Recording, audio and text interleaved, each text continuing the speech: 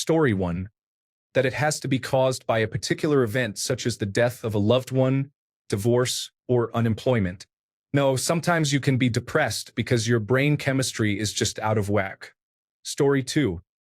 People can easily accept that the brain and hormones are powerful enough to perform incredible feats, such as athletes pushing through an injury to win a gold medal or having the strength to lift a heavy object off a person. However, they often cannot accept that the brain can work in the opposite direction and be just as powerful a force. When you are depressed, your brain and body work together to alter reality, where even a simple task like taking a shower can feel insurmountable and may take hours or days to build up the ability to do it. Story 3. Not misunderstand. Everyone acts like an ally to support people with depression. But once you actually open up, the following happens. They either dismiss you for being soft.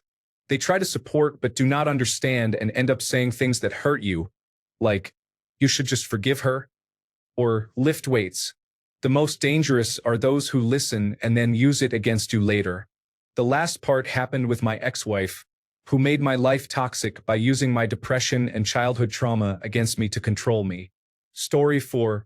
In my opinion, one of the most common misunderstandings is that it is easy to get over. When it sets in, it can be quite debilitating.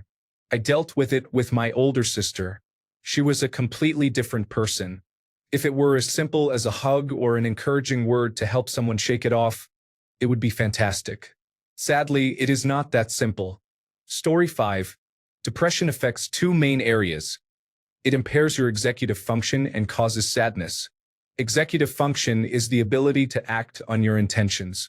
This means that without executive function, you may know you need to get up on time, go outside, and eat healthily, but you lack the ability to initiate these actions. This is part of why it is so hard to overcome depression. Antidepressant medications serve two primary purposes: to reduce sadness and to enhance executive function. Often, these effects occur in reverse order. When this happens, it can turn someone who wants to end their life but lacks the motivation into someone who wants to end their life and has strong motivation. This is why antidepressants can sometimes increase the risk of suicide. Story 6. It is much more difficult to help a depressed person than some may think. Even if you are always there for them, you can only do 20%. The other 80%, sadly, is theirs. People need to understand the lack of energy a depressed person has and not get angry. Of course, it is frustrating to do everything for someone when results are not showing, but it is a real struggle. Still, that 20% can do wonders. You just have to be patient. Story 7.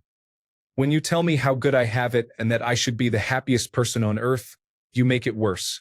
Because I know that, and it makes me feel like the most ungrateful person ever for feeling terrible. And that adds a whole ton of shame and guilt to what I have already been dealing with for 40 years. Story 8. It is not just for attention. Talking to someone, whether it is the suicide hotline or therapy, is not a cure-all. They do not always help. Story 9. You cannot simply try to be positive during a depressive episode. Depression distorts your perception, and it is a biological condition. You cannot reason your way out of depression. It is a very physical illness. Exercise can improve your mood, but good news cannot. Story 10. People do not realize you cannot always tell. We are not all down in the dumps nihilists outwardly. Sometimes we come across as goofy, peppy, or sweet. It is because we are depressed, not in spite of it. We are trying to put on a brave face and power through, whether for the people around us or for ourselves. This kind of masking wears you out. Story 11. Being tired does not quite describe it. It is a physical exhaustion where your arms, legs, and everything just feel heavy. Doing anything feels like trying to tread water with a heavy weight on. Story 12. People who have never experienced major depressive disorder often say things like, I feel sad too. Major depressive disorder is a very different feeling from sadness. It does not make you want to cry. It empties you of all emotion and leaves you barren. Story 13. The medications that I take are not happy pills. They are numbing pills, if anything. They do not make me feel normal, but more neutral, unaffected, and apathetic. It is not that I do not care. It is just that I legitimately cannot sometimes. What I would give for a true happy pill, though, just to experience genuine joy again. Story 14.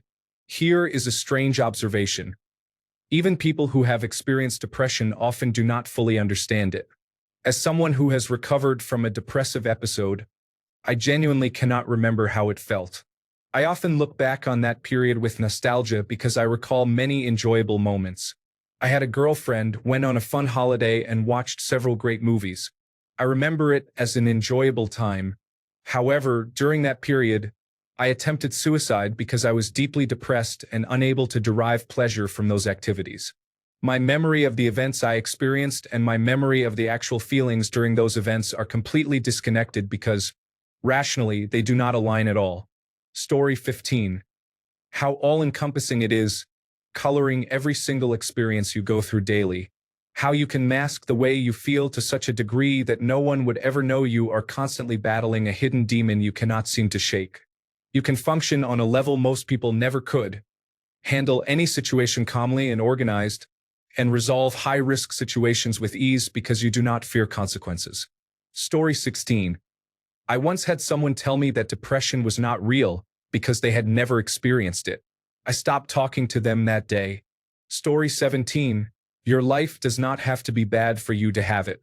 Sometimes you have loved ones, a good job, a good love life, or whatever else, but you are still horribly miserable. Often it is simply about brain chemistry. That does not mean you are ungrateful for what you have. You just cannot help that you are short on certain chemicals, and that is making it impossible to feel good. Story 18. People are prone to depression. Nobody wants to be sad or depressed when they are genuinely fighting through their life, a time when they are supposed to enjoy themselves. Nobody likes to be depressed for attention. Story 19. It is not that I wanted to die. It is that I did not feel like I belonged in this world, that I was not built to handle it or find my place. I really wanted to live but felt that I could not. Story 20. You have nothing to be depressed about. That is the point. Depression is feeling sad even when everything is going right. Story 21. People don't talk about depression caused by narcissistic parents' abuse. That kind of depression is debilitating. Unless there is an extremely opposite environment in which the empathetic person grew up, or the universe at least gives the person a chance to get out of that environment, they are stuck there. People talk about no contact, but they don't realize that no contact is not easy or even possible when it comes to narcissists who are your parents. There is also a narrative that depression just goes away if you take antidepressants. That is not how it works when depression is caused by abuse. Taking medication is not going to make the abuse, the cause of the depression, go away. Additionally, the idea that people with depression don't know better is entirely false. In fact, it is people who are most self-aware who, if unlucky, get depression. Depression is also because our most basic needs are not met. Story 22. You can just get over it. Have you tried going outside, seeing your friends, or doing things you enjoy? I wish I could just get over it. Do you think I enjoy feeling bleak and hopeless, as if everything feels like I am toiling up Everest? Yes, I have forced myself to leave the house, exercise, see my friends, and go to work. But guess what? It did nothing. Oh, and I don't actually enjoy doing anything except sleep because then I am unconscious. Story 23. People think depression goes away after a while if you beat it, but in fact, it never leaves. It just sleeps until it awakes again. That is why you should keep getting therapy just in case. Story 24. That you are sad all the time. No, friend, most of the time you are an empty shell. There is nothing there. Story 25. People said it, but the idea of just push through is not always good. It is not like an aching knee that you simply force yourself to hobble along on. Story 26. Depression is not always complete. You can experience low-level depression for a very long time without realizing it, or you may realize it but feel it is not worth treating. Story 27. That you can be functional. I go to work and am bubbly and talkative because it is what I am paid for. I go home and crash. Story 28. How debilitating it can be. Those who have not experienced depression will give advice like, just shake it off. You are just hungry, eat something. You are just tired, get some sleep. It is not a big deal. Story 29. It is as if your whole world changed from seeing color and life to darkness and isolation. There is no way out that you can find, so you basically stop living your life. Your brain is sick, and it is as if you do not exist or wish you did not. The phrase, "no man is an island," is not true with depression. Also, you are isolated from anyone and everything. Story 30. Depressed people are the best actors on the planet. If medicated, we often have to act the appropriate emotion because the medication typically neutralizes all emotion, in my experience. If unmedicated, we have to act like we are not suffocating in depression because people who care worry constantly.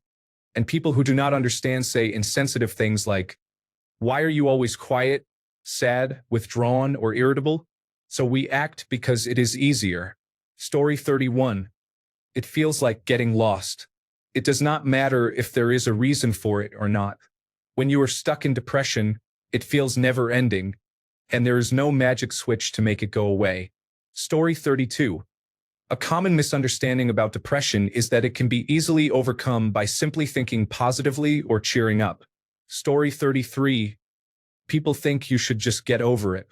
It is not like we would if we could. We do not like it either. Story 34. It is more than just being sad.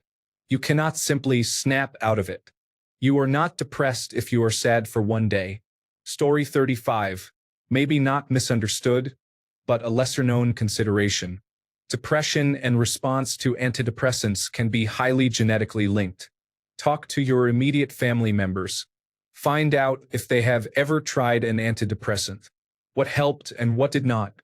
Can save you months of trial and error to find the right medication that works for you. Story 36. Oh boy. My dad does not understand depression. He is convinced that it can be fixed with exercise. I exercise and I am depressed. I have been for 20 years and I exercise daily. He does not understand that there is a sense of a void in the pit of me. I am not trying to fill that pit with other things. Food is like ash on my tongue. Sex is boring, and none of the things I enjoy in my better moments have any appeal. The thing that keeps me from ending my life is spite and the hope of high points. I miss laughter that does not lead to tears, because that is what affects me. Anytime I start laughing hard, I fall into a fit of sobbing. Story 37. It is less, "I am so sad," and more, "I have no energy to feel anything," much less feel joy. Depression is often a prolonged, compounding, and overwhelming sense of apathy. It is an all-encompassing exhaustion and a lack of resilience. You start turning off parts of yourself just to survive. After a while, you are running on pure autopilot, feeling nothing except immediate frustration when your expected routine gets disrupted. You are just one big exposed nerve. Story 38. Most people do not understand that depression is actually a natural emotional response to the world we currently live in. It is the happy people who are disconnected from reality. Psychedelic mushrooms can help. Story 39. Just because a person with depression was enjoying themselves for a day does not mean the depression is magically gone. Story 40. It comes with a heavy dose of guilt. You feel guilty for being otherwise able-bodied but still unable to function normally compared to someone with missing limbs or a terminal illness. You feel guilty for being a burden to other people. Story 41. Everyone is different. We all experience symptoms of depression that are similar, but none are the same. Medication, therapy, and exercise all work together. Could take months to see improvement. It takes consistent effort to overcome depression. Story 42. I have a friend who doesn't understand how I and another mutual friend could possibly be depressed because we have good jobs, nice homes, and happy families. I tried using that example to explain it to him, but it still didn't work. The fact that I have everything I need and want, yet I am still depressed, is how you know it's actual depression. It is not a lack of happiness or contentment. It is more like permanent apathy and the desire to do nothing, not even the things you used to find fun. Story 43. It is not just about feeling sad. It is an empty feeling that consumes all your drive and motivation for life. No appetite, no will to live or take care of yourself. Story 44. That we can just snap out of it does not work that way. To the friends I had who said this to me, who are no longer my friends in any way, including no contact, they can go away. Story 45. Just cry it out in the shower and you will be fine. Except it never goes away. You just end up crying in the shower every night. Story 46. It is not a choice. Wishful thinking does not make it go away. Some people need and want help, but for some reason, they cannot ask or ask correctly. Depressed people often do not just get better. Last but not least, depression is not just being really sad. It is far more than that. Story 47. If one can mask the pain with exceptional composure, they are not damaged enough. It is beyond exhausting to keep the act up until you just cannot anymore. Some of us are in a really bad place while looking just fine. Story 48. You can be perfectly fine 1 minute and have depression come and ruin everything the next minute. Story 49. People think that doing activities you used to enjoy will help you snap out of it. No, now you are doing activities you used to enjoy, but in a depressed state. Story 50. For me, it does not go away. It is just something in the back of my head at every moment, but I can mask it pretty well. 7 different medications and years of therapy, but still it has not gone away, and it is annoying that it could stay with me forever. Story 51.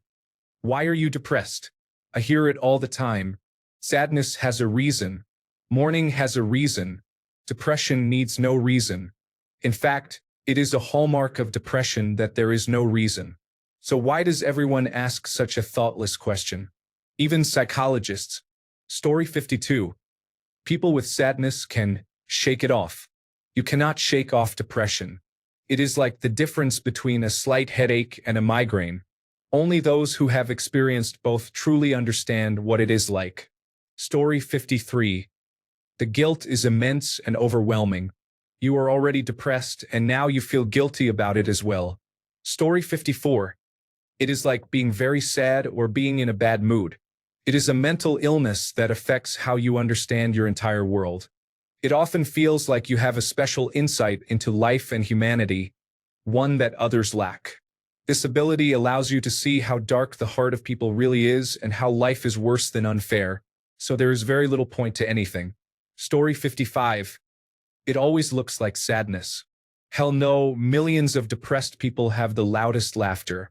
Story 56. That is kind of an illness of your will. That is why it does not make sense to tell depressed people they just have to want to get better and do things. Story 57.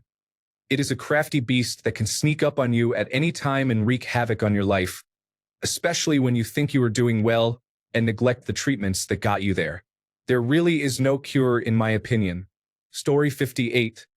That it can be cured, can be treated, and the symptoms can be managed, but ultimately it is something you have to learn to live with. Story 59. Many people think clinically depressed individuals sleep a lot. However, it is common to wake up very early and stay in bed for hours. Story 60. You can be depressed and still show up. Many of us are aware of winning maskers and can be fine at work or out, but the second it's too much and we're done. My family doesn't understand that there isn't a magic pill. Depression is a roller coaster, and with medications it's still a pretty intense ride, but the peaks and troughs aren't as big. We don't want to be like this. I would love to know what it's like to be free of this weight on my shoulders. I have tried and will try almost anything to be able to wake up and just feel normal. Depression is rarely a choice. Story 61. The people who seem the least depressed are often just really good at masking it. I made a comment to a coworker that I had been having some trouble at the time with a particularly hard depressive episode, and she said, You're depressed? You're not depressed ever. I am quite depressed, Brenda. I am just good at hiding it. Story 62. People with depression are not necessarily going to reach out to talk to someone. If you know someone has depression, check in on them. It sounds obvious, but many people expect the person with depression to be the one who reaches out. I used to have depression and never wanted to bring it up because I did not want to bother others. Even though my family knew I was struggling, no one ever asked how my depression was or how I was feeling, even though I secretly wanted them to bring it up. I know I could have addressed it myself, but I did not want to dwell on it or bother anyone. One family member did ask me once, very boldly. It was helpful because it brought the issue into the light instead of hiding it in the dark. They had lost someone close to them by suicide and said they never wanted that to happen again. If they know someone is struggling, they will talk to them. Instead of saying something like, "I'm always here if you need someone to talk to," be the one who checks in. It does not even have to be someone you know has depression. Just ask your loved ones how they are. Call them instead of messaging. Ask, "How are you really?" Story 63. With major depressive disorder, particularly, the question you are often asked by doctors and others, "Have you had any suicidal thoughts?" is pointless because the answer is always yes, daily. Story 64.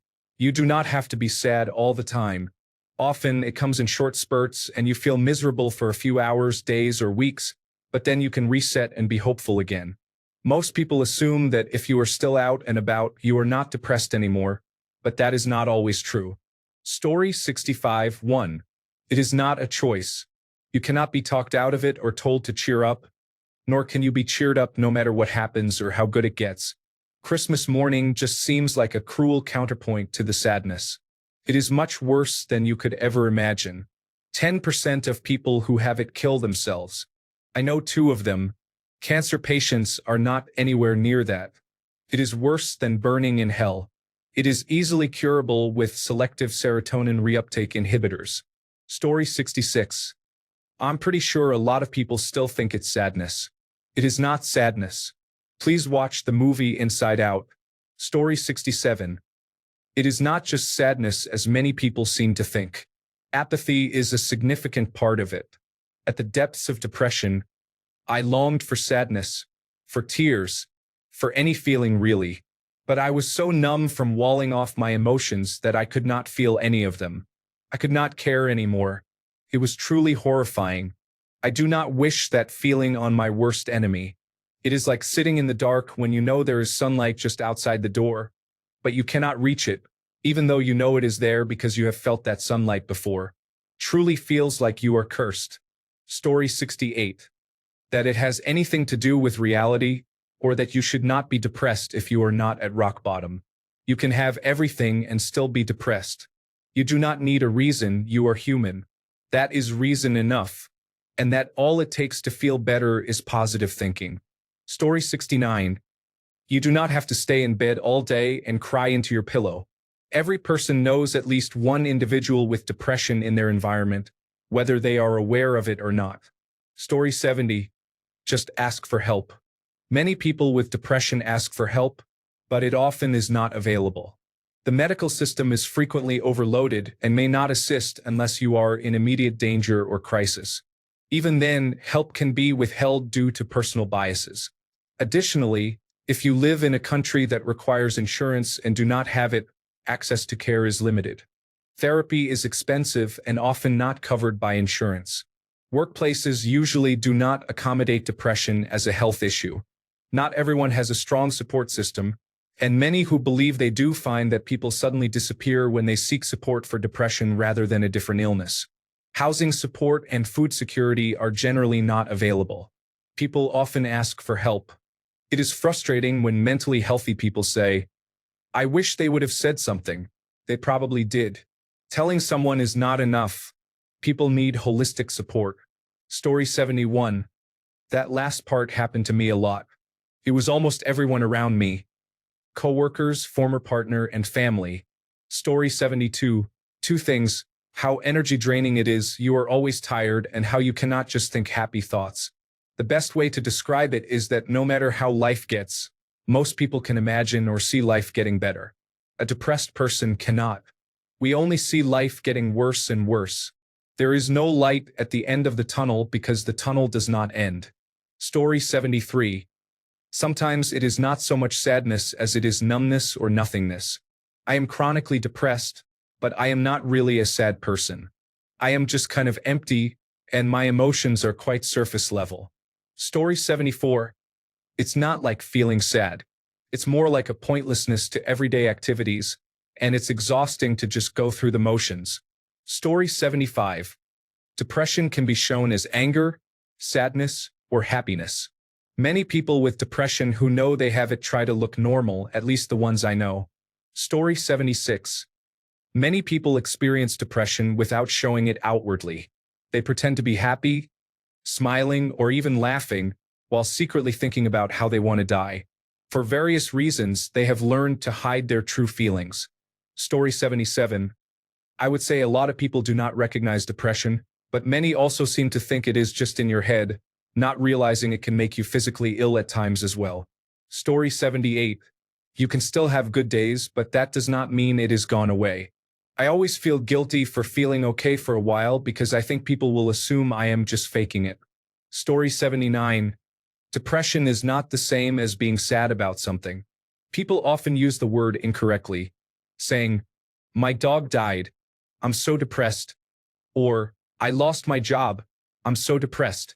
No, you are sad, and you have a reason to be sad. Depression is when everything in your life seems fine, but you feel no joy, only empty sadness. Most people do not even recognize that as depression. They just wander and wonder. Story 80. But you've got so much going for you. I remember a radio interview with Chester Bennington where he described how people think if you are evidently successful, it gives you a get-out-of-jail-free card. The host was really struggling to grasp how this super talented and successful man, who is smart, articulate, and self-reflective, can be so up against it. At one point, he drops that classic line, "I have never held this against anybody, do not get me wrong, but it is right on that border between their world and mine. I get to cross over often, but they thankfully never visit. Because if they ever did, they would know for sure that is just not how it works." Story 81. My sister thinks I am just having a day to be sad because I have always been funny. If I were depressed, I would not laugh, tell jokes, or even smile. She grew up with the same mother I did. A mother who would shut herself in her bedroom for days on end and lie in bed with no lights on. She has seen her husband have great days when he is in high spirits and extremely bad days when he can barely function, and has attempted to end his life twice. But no, you cannot be depressed and have days when you are happy. You must be sad all the time when you are depressed. Nothing can bring you joy. Story 82. You have to be able to see your own way out to believe it is possible. Reminding someone repeatedly that they are not alone despite feeling alone, and telling them about the various problems people face worldwide, can make them feel like a drop of water in the ocean. These are mindsets to maintain when in a healthy state of mind. When someone is at an extreme low, the best support is to make that person feel seen, heard, understood, and comforted. Philosophy may suggest you are not special and life is meaningless, but love can prove that this is not true.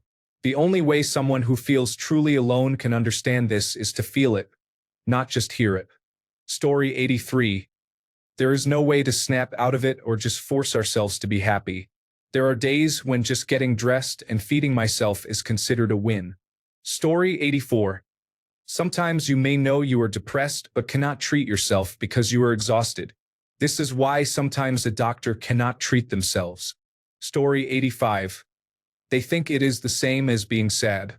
Anyone can feel sad, but depression is a chemical imbalance. Story 86. While not always true, it is often buried, unexpressed anger. A refusal that was given up on, festered, became apathy, and then became hopelessness and despair. Story 87. It is not just feeling sad all the time.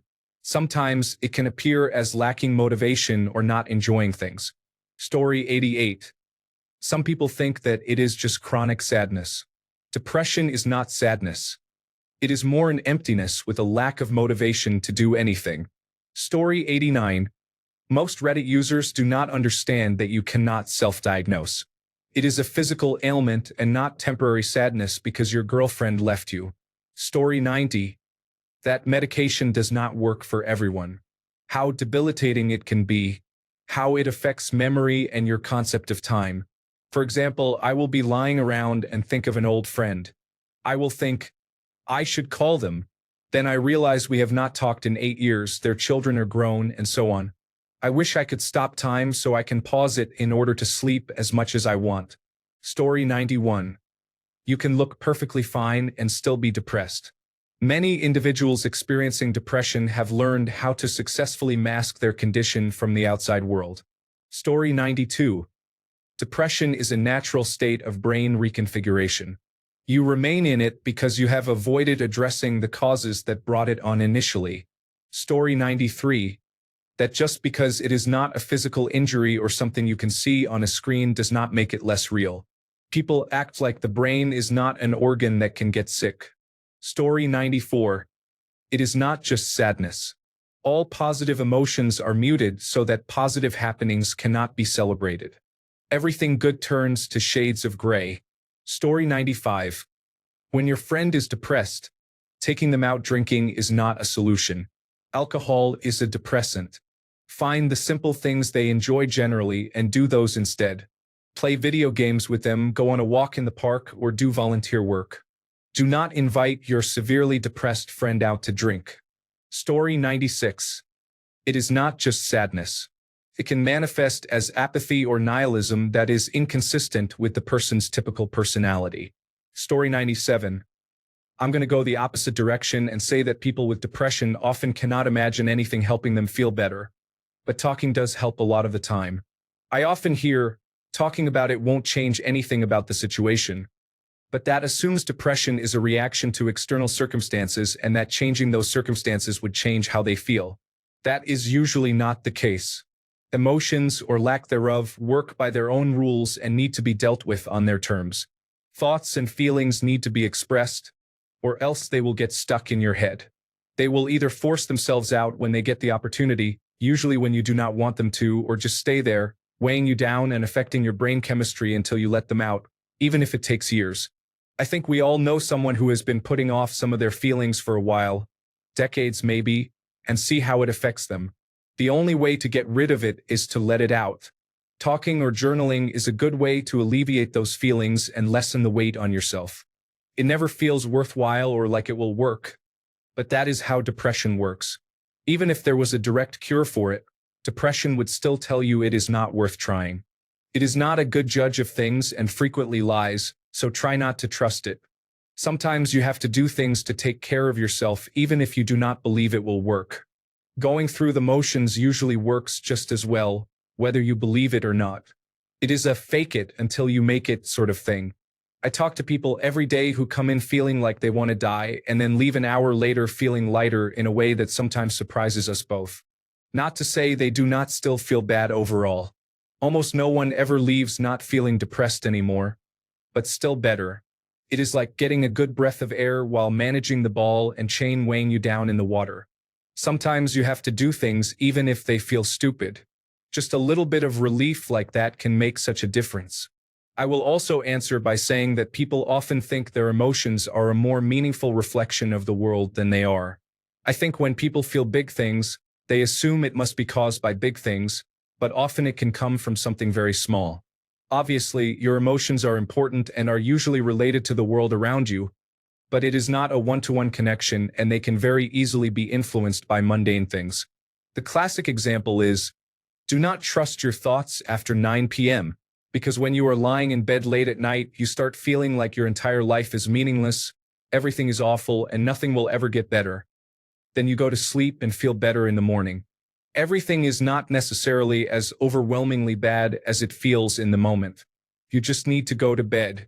If you feel as intense in the morning, then we can talk about it.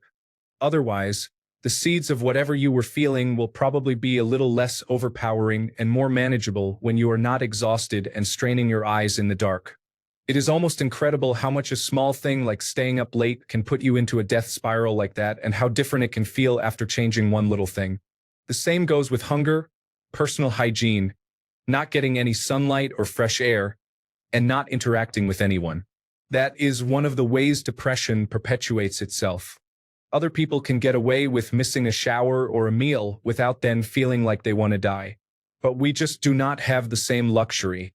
It is much easier to trick yourself into a depressive mood, so you have to be more diligent about protecting yourself from things that will knock you down like that. I am not saying that changing your lifestyle will fix the problem, but it does have an effect on things. If you want to start feeling mentally healthier, you cannot live an unhealthy life. Even someone without depression would feel pretty awful if they had not eaten in 2 days, had not showered in 3, and had just been lying in bed staring at the ceiling for hours. When fighting a battle as hard as this, try not to sabotage yourself and put yourself at a disadvantage. It helps to at least start on neutral ground.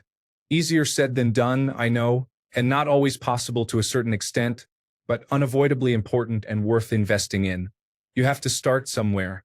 Story 98. Hello. A misinterpretation of depression is to think that it is a personal decision or a simple matter of will, as if someone can simply choose to get out of it.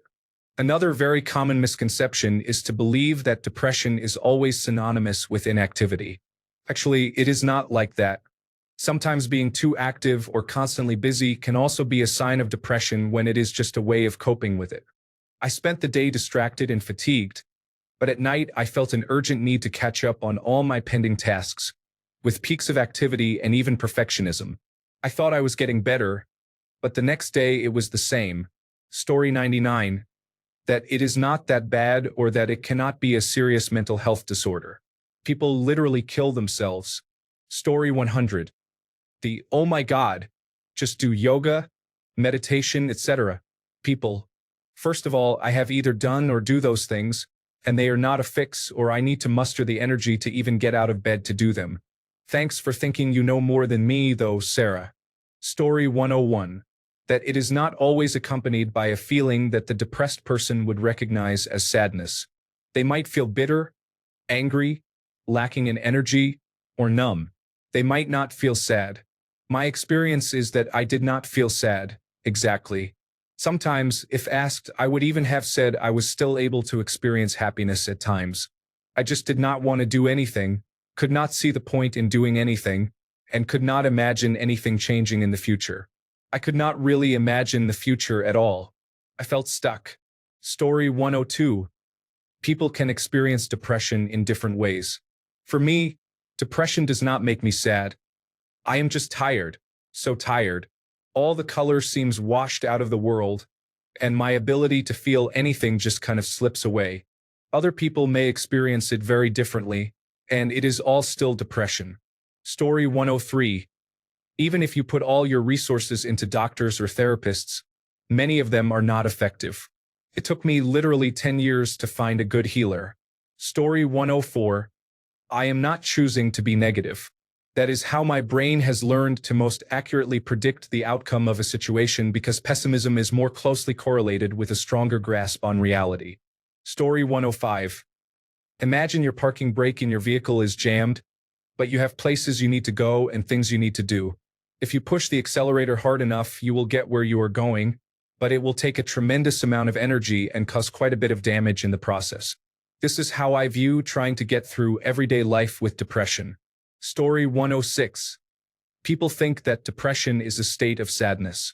As someone who has dealt with severe depression for years, real depression, not just temporary, oh my God, something horrible happened, now I'm depressed. I can tell you it's more like you don't feel anything. I am not sad, nor am I happy, I just exist. I'm exhausting all the time, both physically and mentally, and have absolutely no motivation to try anything new. Sometimes, when I really want to try something new, it takes me months, maybe years, to gather the strength to actually do it.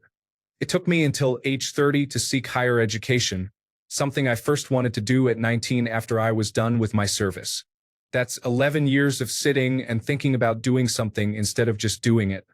Even now, I'm struggling to keep motivation, doing it at a snail's pace, and probably need to ask for extra years from my counselor. People really don't understand how debilitating it is to have absolutely no motivation to do anything.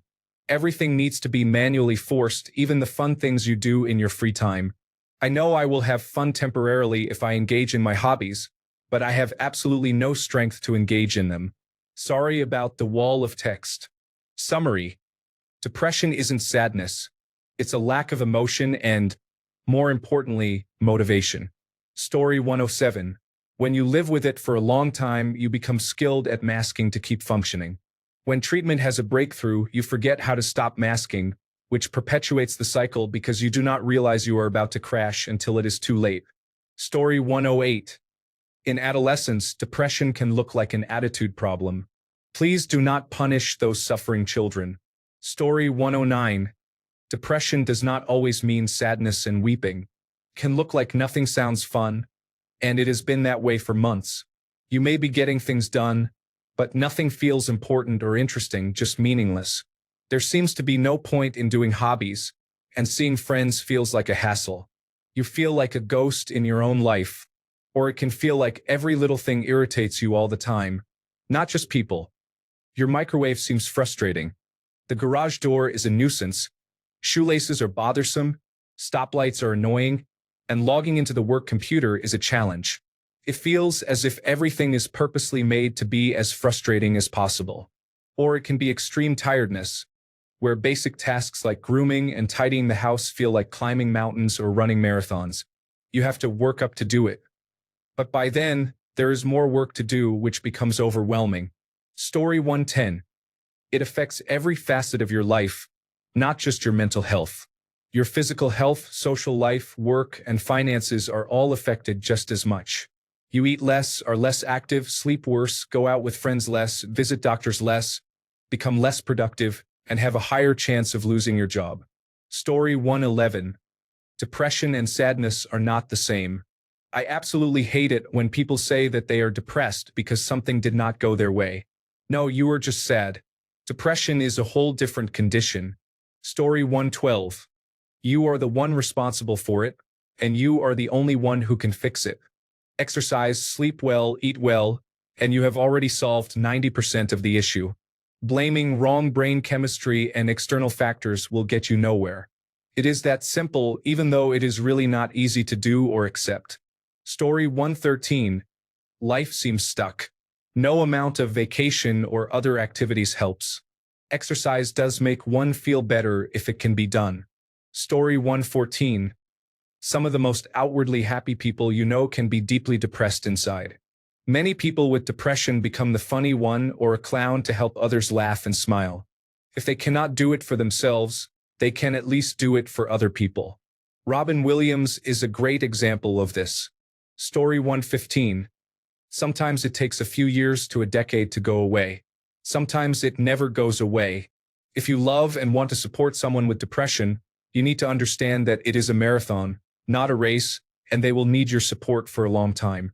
This sounds obvious, but the number of people who give relationship ultimatums and get bored of being supportive after the third major depressive downswing is staggering. Story 116.